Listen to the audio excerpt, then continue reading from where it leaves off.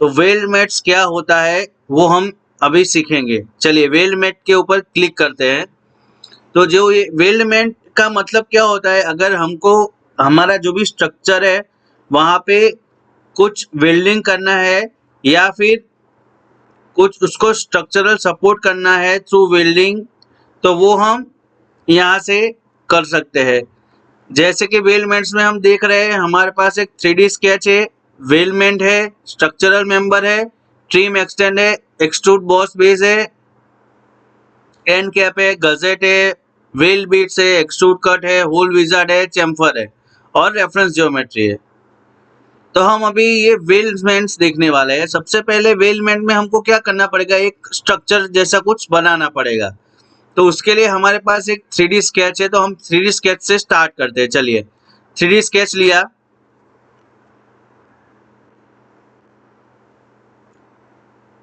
यहाँ पे हम 3D स्केच करते हैं।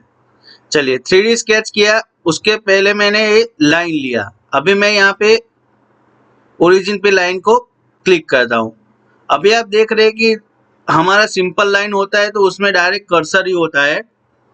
यहाँ पे 3D स्केच में आप देख रहे हैं कि मेरा जो पेंसिल है उसके नीचे X और Y लिखा आता है।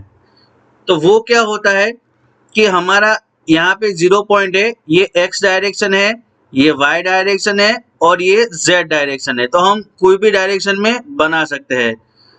तो अभी के लिए मैं यहाँ से क्लिक किया और यहाँ पे ऊपर जा रहा हूँ। तो ऊपर जाने के लिए मुझे Y डायरेक्शन में चाहिए। तो Y डायरेक्शन में कैसे होगा, यहाँ पे तो X डायरेक्शन लिखा हुआ आता है।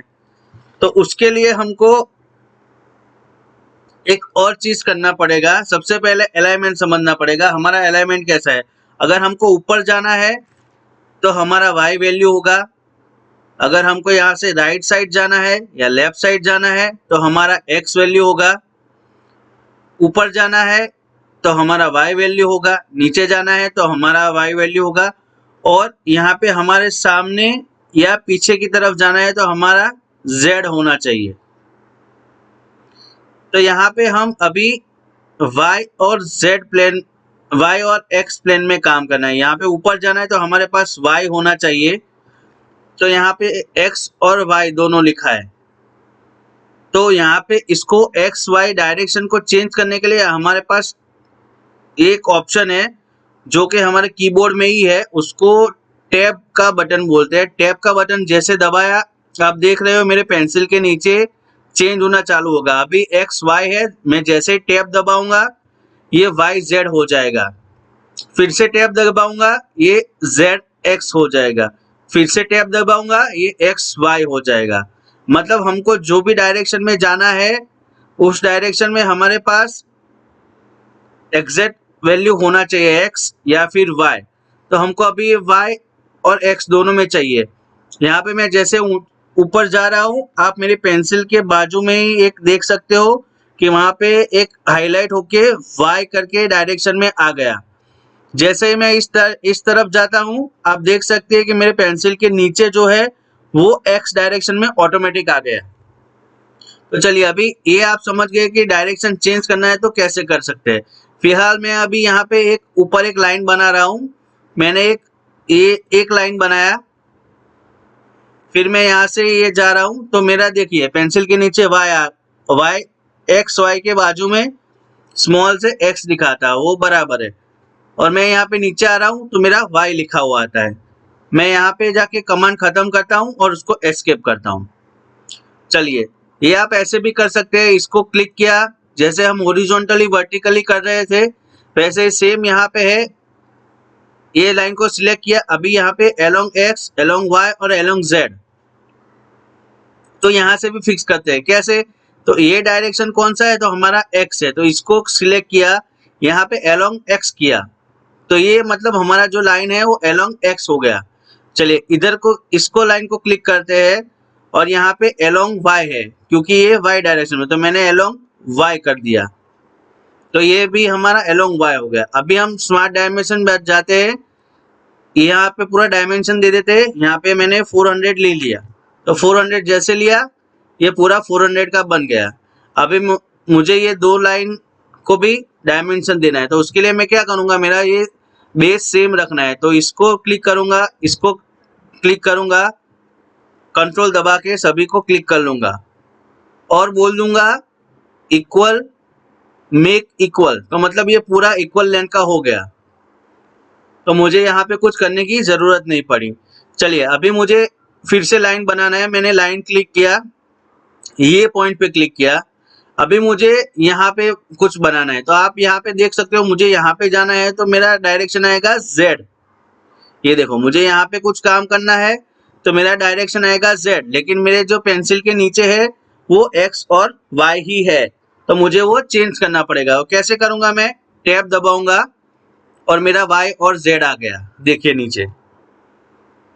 एक बार फिर से देखिए, मैं जैसे टैब दबाता हूँ ये पोजीशन चेंज हो जाता है। ये एक्स वाई आया, मैंने टैब दबाया, वाई जेड आ गया।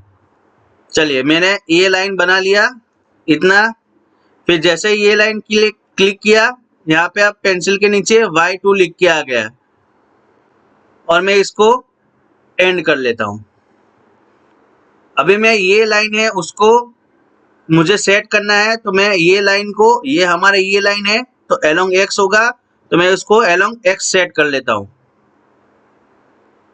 हाँ, ये तो अलोंग एक्स ही है, तो वो हमारे अभी काम का नहीं है। चलिए, और मैं अभी ये लाइन और ये लाइन को इक्वल बोल देता हूं, और ये लाइन को अभी मैं इक्वल बोल देता हूं। ये क्यों ऐसा हो रहा है? क्योंकि हमने y और z डायमेंशन में लिया था, x डायमेंशन में इसको नहीं लिया था। तो वो आपको कंसिडर करके करना है कि हम जो भी डायमेंशन लेते हैं वो पूरा एग्जैक्ट x या y या z के अलोंग में होना चाहिए। मैंने ये आपको इसीलिए दिखाया था क्योंकि हमको एग्जैक्ट पता चले कि हमारे पास जो भी ऑप्शन है उसको कैसे यूज करते हैं। मैं अभी इसको डिलीट करता हूँ, फिर से नया लाइन लेता हूँ। मैंने यहाँ पे क्लिक किया, यहाँ पे कर्सर के नीचे y और z लिखा है, तो मुझे इसको चेंज करना पड़ेगा, x और z करना पड़ेगा, क्योंकि मेरा ये डायरेक्शन x है। तो मैं ये x डायरेक्शन पे एक लाइन बना रहा हूँ, यहाँ पे क्लिक किया और यहाँ पे मैंने छोड़ दिया और इसको एस्केप कर लिया। अभी मैं ये लाइन और ये लाइन इसको मैं मेक इक्वल बना रहा हूँ, तो आप देखो कि ऐसे इक्वल हो गया। क्यों इक्वल हो गया? क्योंकि ये मेरा एज ए एक्स बना था। पिछली बार हमने क्या किया था? y और z रखा था, तो y का मतलब है ऊपर, तो मेरा लाइन ऐसे जनरेट हुआ था कि नहीं, ये ऐसे। तो ये बात हमको ध्यान रखना है, हम इधर से भी कर सकते हैं अलोंग x, क्योंकि ये मना कर रहा है, क्योंकि हमारा ऑलरेडी x में है ही। चलिए अभी मैं स्मार्ट डायमेंशन लेता हूं और ये लाइन को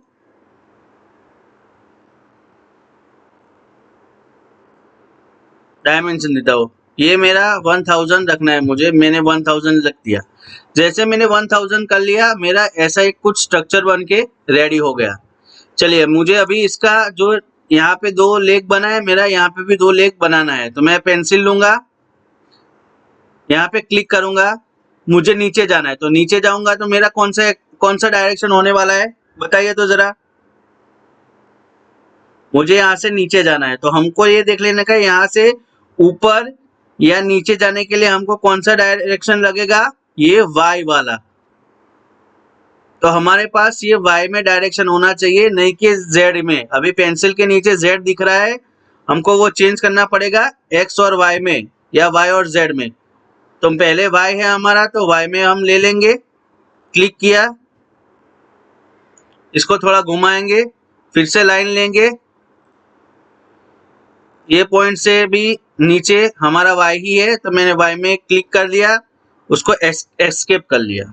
चलिए अभी मुझे क्या करना है कि ये जो पूरा लेग है मेरा उसको इक्वल करना है। तो हमने ये दो तो इक्वल कर लिए थे। मैं इसको क्लिक करता हूँ, कंट्रोल दबाता हूँ, इसको क्लिक करता हूँ, इसको क्लिक करता हूँ और बोल रहा हूँ मेक इक्वल। तो ये मेरा जो पूरा स्ट्रक्चर है उसका लेग है वो इक्वल हो गया, ये देखो। चलिए अभी एक और चीज बना लेते हैं इसके ऊपर।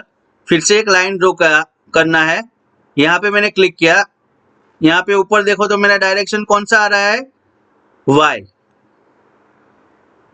जो कि बराबर है क्योंकि मुझे y में ही जाना है ऊपर। तो मैंने जैसे y में गया फिर मुझे ऐसे जाना है अलोंग इस तरफ, तो इस तरफ मेरा डायरेक्शन आएगा z, जो कि बराबर है। तो मैं z में जाऊंगा और यहाँ पे मैं क्लिक करके छोड़ दूंगा पॉइंट को, और मैं ये लाइन को पकड़ूंगा, कंट्रोल दबाऊंगा, ये लाइन करूंगा, ये लाइन करूंगा और उसको बोल दूंगा कि मेक इक्वल। तो ये मेरा इक्वल हो जाएगा क्योंकि मेरा जो ये डायमेंशन है मुझे पूरा एक्रॉस वही रखना है। तो जैसे मैंने इसको इक्वल कर लिया, ये भी लेंथ मेरे इसके इक्वल अकॉर्डिंग आ गया। तो ऐसा हम एक स्ट्रक्चर 3D स्केच से बना सकते हैं।